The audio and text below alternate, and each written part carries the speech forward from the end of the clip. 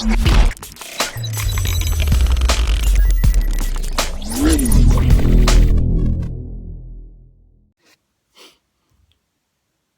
عليكم ورحمة الله. kusoo dhawaada mar kale channelkayga jimco wanaagsan maanta waa maalin jimca videogan wuxuu ku saabsan yahay squad everydaygii noo socday oo shalay ii dhamaaday. dadkii la wadayna waxaa filaya maalmahan iyo harsanaa dhammaan doontaan. waxaa rabay marka inaan ka hadlo 40kii maalin lasoo dhaafay jirkaygii isbedelka uu sameeyey iyo wixii yaa ka faa'iiday iyo challenge-yadii iyo wixii dhan معني هنا فيديو قاعد كسمعه. horta squad everyday challenge ayuu ahaa aniga jirkayga challenge gareeyay ruux walbana waxa filaya wax walba sameeyay inaa challenges ku sameeysid. marka 40 maalin weegi ugu horeeyay jirkaygu wuu la qabsan kari waaye maxaa yeelay waxa sameynay heavy wax culus ayaa sameynay squad culus saaw aragteen videoyada badan ka aragteen. jirkaagana wuxuu baranin hadda ku celis maalin walba ku celisid showga ku dhacaya jirkii macnaheedu waxaan maana sameyn jirin maxay ahaayeen lafa xanuun jilbaha way xanuunayeen. waxaa kaloo dareemayay quadkayga quadka waxa waaye lugaha hore zaid ay xanuunayeen. wiigi hore waa kii hore wiigi labaad markaa ime xanuunku wuu isbedelay lugihii wixii waa karonaaday laakiin dhabarka hoose low back ayaa xanuunka dareemay hataa aan suun xiranaya suunkii waa isbedeli waay xanuunkii wuu igu kordhay laakiin maana joojinin. waxaa sameeyay wiigi labaad marka la maray culayskii bedelay marka waxa uu bedelay meeshii wax culus sameynay 2 maalin isku xigta wax sameynaya weight khafiifan kiilooyin culus kiilooyin fudud then 2 maalin isku xigta markuu jirka wax yar rest gareeyo labada maalin ku xigta waxa sameynaya kiilooyin culus. wiigi labaad marka maray xanuunkii wuu isbedelay horta jirkii xanuun oo loo isdaayna dhabarkii iyo jilba xanuunkii waa kala raaysan alxamdulillah. wiigi saddexaad markii la maray marka jirkaygu comfortable waxaa dareemayay inaa waxba macnaheedu si normal ah oo jirkaygu xanuun iyo waxa ma ahayn macnaheedu qof iska normal ah. marka waxa bartay in qofka bil aadanka niyada uu wax u sheegistaa wax la sameyn karin ma jirto.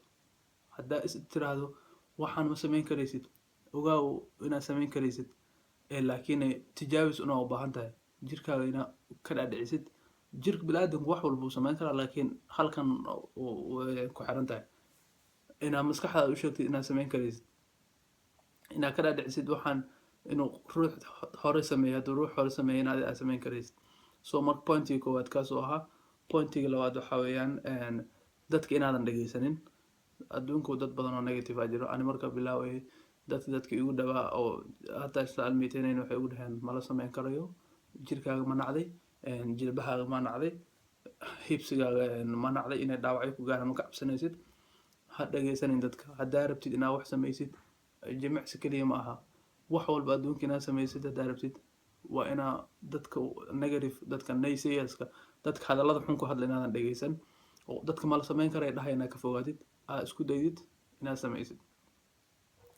pointii saddexaad wuxuu ahaa wixii maxaa ka faa'iiday waa dhameynay wixii waa sameynay maxaa ka faa'iiday su'aasha ahayd. horta muhiimadeedu koowaad waxay ahayd inaan jirkayga wax ka hor imaanaya aan ku sameeyo macnaheedu ama maskaxdeeda waxa ma la sameyn karin inay dhahaysay inaan ku sameeyo muhiimadda taas ay ahayd. muhiimadda labaadna waxay ahayd lugahayga isbedel inay sameeyaan weight culusna kiilooyin culusna qaadi karayo size na igu darsamo. kii afraad wuxuu ahaa maxaa markaa dhameysay squadka maxaa macnaheedu qofku markuu high school dhameeyo ama jaamacad dhameeyo ama wax dhameeyo reward faa'iidooyin wuxuu la siiyaa abaalmarin maxaa isku abaalmarinaysaa. abaalmarinteeda waxa weeyaan inaad 2 days of gym ka qaato funny way somaha 2 maalin aan gym ka aadin rest aan sameeyo jirkayga si recovery ah helo oo ogahay in loo baahneen waxaas waqtiga laakiin 2 maalin qura ina gym-ka wali uma dhicin inaan xanuunsanahay ma ahne laakiin 2 maalin isku xigta wali gym-ka ma ka maqnaanin sanadkii hore wixii ka bilowday bishii 6aad ilaa hadeertaan 2 maalin isku xigta gym ka maqnaanin. So marka waxaa go'aansaday inaan maanta Friday Saturdayda anaan ka maqnaado, maanta waxba aan qaban gymna aaba tagin, dabaal yar aa tago iyo meesha qolka kulul,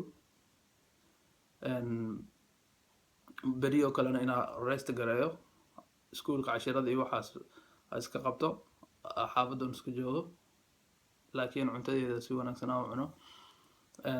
Pointi ugu dambeeya oo ah hadduu challenge-ga dhamaaday, sida hore ay sheegtay challenge cusub keenaa waa tiri what is next, maxaa xiga.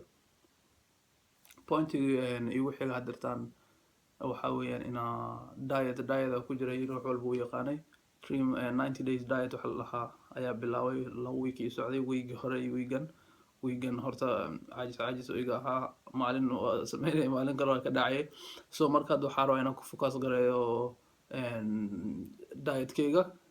dietka inaan 90 days-ga hadda inta labada week maahna inta kale ii harsan inaan focus badan sameeyo, waqti geliyo, cardio yarna aan bilaabo. Maalin walba waxaa rabaa isbuuca had soo socdo 15 minute cardio maalin walba inaan sameeyo 15 daqiiqo orada mashiinta xeraga wax oo micnihii orod sameeyo birta ka ahayn.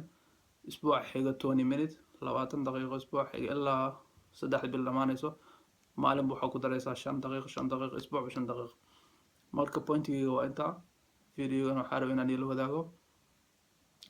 Marka pointiyada saa wada aragteen meel ku qortay, wax walba rabtid inaad sameysid waa inaa list u sameystid aa qoratid.